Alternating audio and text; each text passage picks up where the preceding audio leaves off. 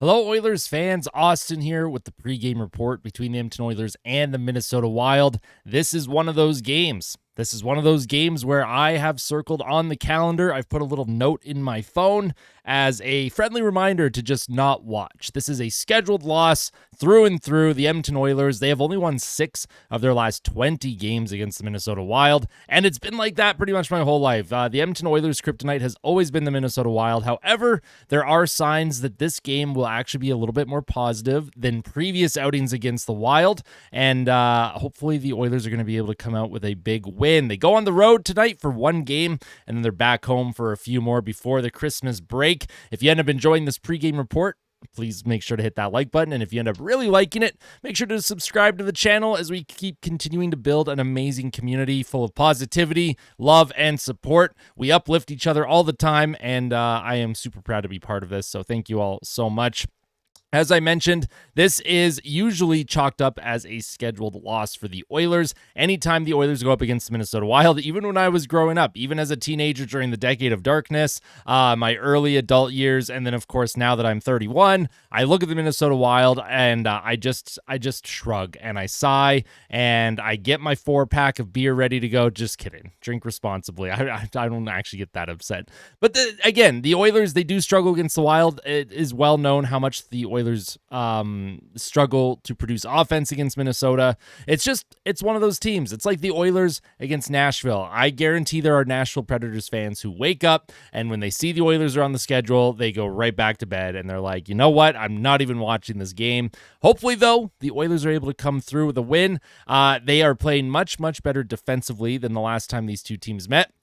Their goaltending has really turned it around here. Stuart Skinner has put up a .930 save percentage or better in 5 of his last 6 starts. He is red hot right now. And again, the Oilers have been really good at shot suppression. They haven't given up a whole lot of high danger looks, but at the same time, you still have to make the saves when they count, and Stuart Skinner has done that. He made some pretty big saves against the Tampa Bay Lightning. The Oilers have been able to hold off the Tampa Bay Lightning offense, and earlier in the season, about a couple weeks ago, they held off the Colorado Avalanche from being able to score a bunch of goals too. The Oilers have done a really good job against NHL elite offenses, and their defense is really starting to round into form. It's going to be a good game tonight. I have a good feeling. Normally, I don't have a good feeling, but I do have a good feeling about this one. Please let me know your game day predictions. Always let me know who your player to watch is and what your score prediction is down in the comment section below. Let's get into the projected lineup here. I cannot foresee any major changes for Edmonton. They have a winning formula. They have a winning lineup. I don't know why they would deviate from it. Of course, we're going to discuss some players and whether I think they should be bumped up or down the lineup based on production recently.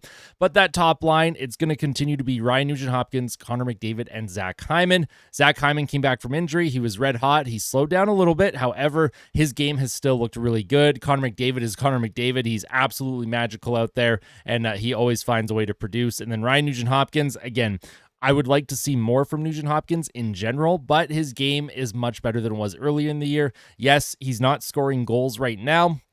However, his play away from the puck is much more improved compared to even just a month ago. So that's a really good sign. That top line, their chemistry is rounding back into form, and the Oilers are not going to win unless they're able to produce, and hopefully they're able to produce a little bit of offense tonight.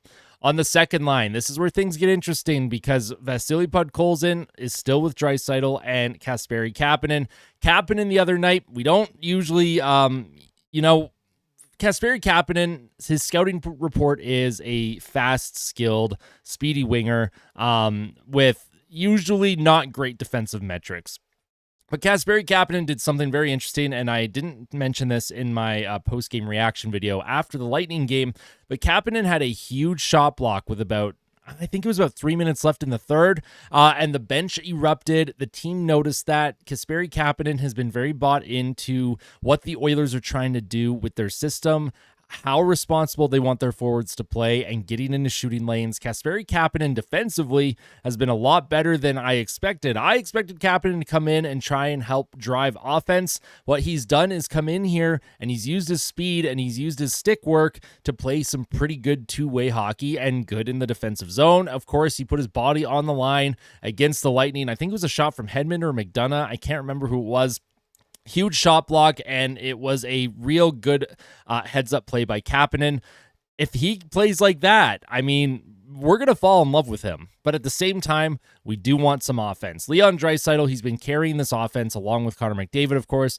Draisaitl has 20 goals this season. He is shooting at an unsustainably high 25%. However, if he just keeps putting the puck towards the net and other teams just put it in their own net and he gets credited for goals, you know what? Let's keep doing that. Of course, I'm referring to Vasilevsky throwing the puck in front of himself and then the puck going off of Hedman and through Vasilevsky's legs for Draisaitl's 20th of the season. And Vasily Podkolzin, he was really slow this season in terms of producing goals. He scored in 3 straight. He hasn't scored in a couple now. Vasily Podkolzin, he only has 8 points on the season, playing next to Draisaitl for a majority of the year. I love Podkolzin's two-way game. I love his physicality. I love his defensive game. We need more offense, though. That second line has to be a difference maker here. We cannot just keep relying on Connor McDavid and Leon Draisaitl. We need some depth scoring to show up tonight. That would be very, very key. This team needs it. They haven't had a lot of depth scoring this season. I just really want one of those games where the depth shows up and the stars can take a back seat to the depth.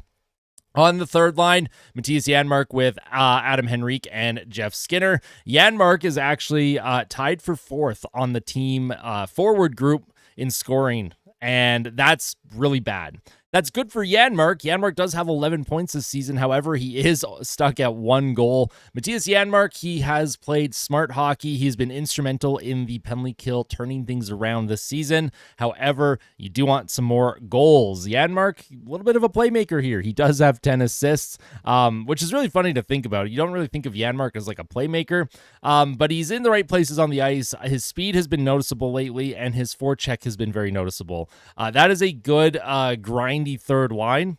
They're putting in quality minutes for the Edmonton Oilers, and they're getting some chances, so hopefully they are able to get rewarded. Adam Henrique, of course, he is also stuck on just 2 goals this season. He only has 9 points. We need more from Henrique. I know he's the third-line center. I know they ask him to play more defensive at this point in his career, but Adam Henrique is known and has been known for being able to score goals in his career. He's only 34. He can still put the puck in the net. I want to see Adam Henrique put a puck in the net tonight. That's what I want to see.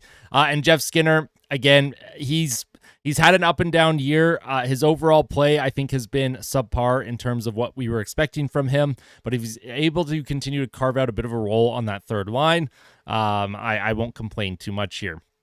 Fourth line, of course, will be Corey Perry, Derek Ryan, and Connor Brown. That line consistently gives the team quality minutes.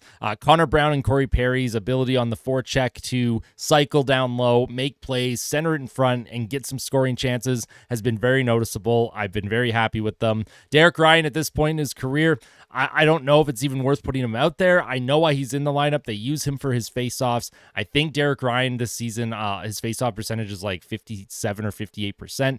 I understand his value when it comes to that aspect of the game, but he just doesn't have any offense anymore. He's got nothing left in the tank when it comes to helping the team produce any form of offense.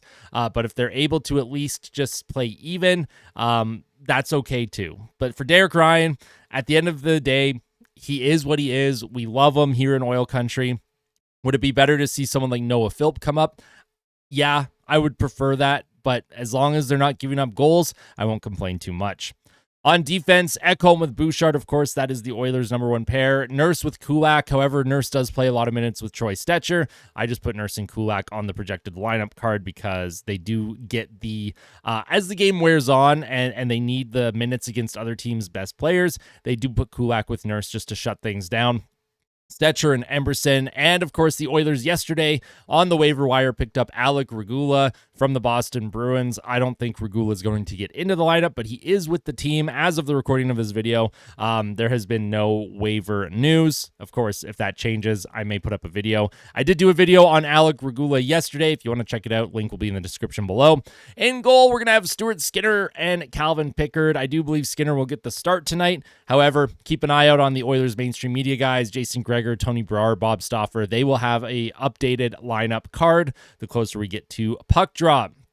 Speaking of puck drop, let's get into the game day predictions and stats. The Minnesota Wild this season have had an incredible year. They are 19-5-4 on the season, 7-2-1 in their last 10 games. At 5-on-5, their expected goals for ranks 6th best in the NHL, 53.21%. Their power play ranks 20th, 18.9%.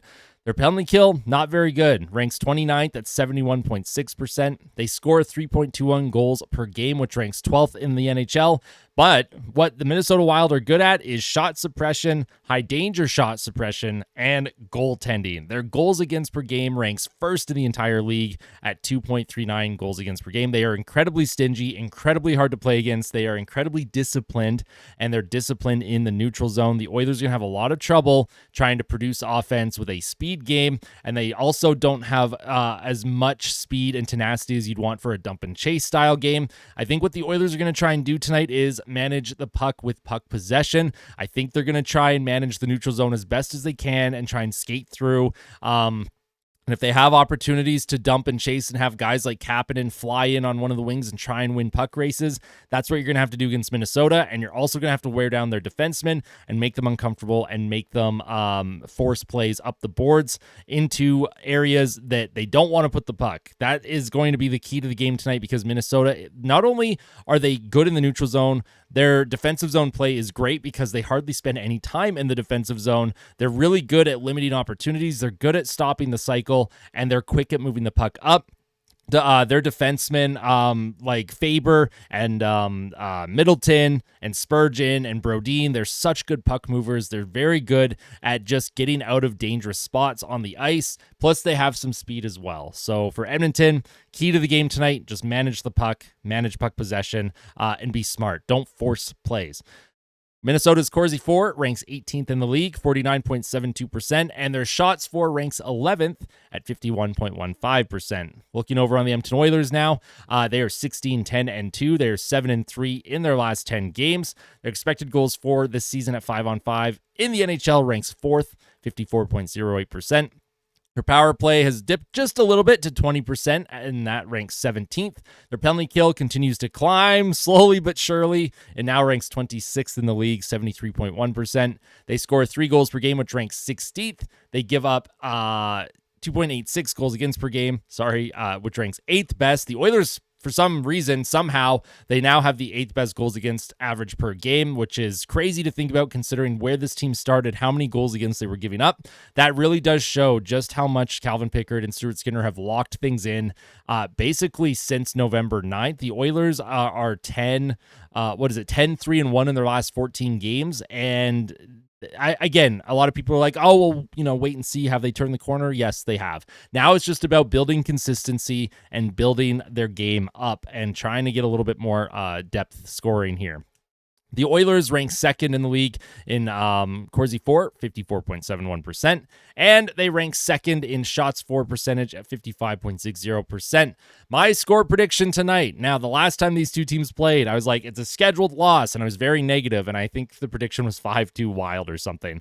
You know what? I'm going to go a little bit different here. I'm going full positivity. I feel good about the game. I feel good about the Oilers as a team. I have a good feeling that they're going to go into Minnesota tonight and put up a real strong performance. We're going to go 4-2 Oilers, and my players to watch, I'm going to go 2 defensemen here. I'm going to go Brock Faber for the Wild and Darnell Nurse for the Edmonton Oilers. Faber, of course, is Minnesota's, arguably Minnesota's best defenseman.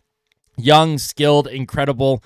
He averages the most ice time per game for the Wild. He plays like almost 25 minutes a night. And for the Edmonton Oilers, I'm going with Darnell Nurse as my player to watch because he has been, I'm just going to be honest. This is the best hockey I've seen from Darnell Nurse probably in his entire career since he's been an Edmonton Oiler. So Darnell Nurse, Brock Faber, the 2 defensemen for these 2 teams. Those are my players to watch. Puck drop at around 6:37 p.m. Mountain. That is it for the pregame report. I hope you enjoyed. If you did, smash the like button. And if you really enjoyed it, make sure to subscribe to the channel. I will have a post-game reaction video up after the game tonight. So if there's anything that you want me to touch on, make sure you let me know in the comment section below. Thank you all so much for your support. It truly means the world. Make sure you tell someone that you love them. And of course, always fight like a kid and always fight like Ben. Let's go Oilers. Big win against Minnesota tonight. Let's do it.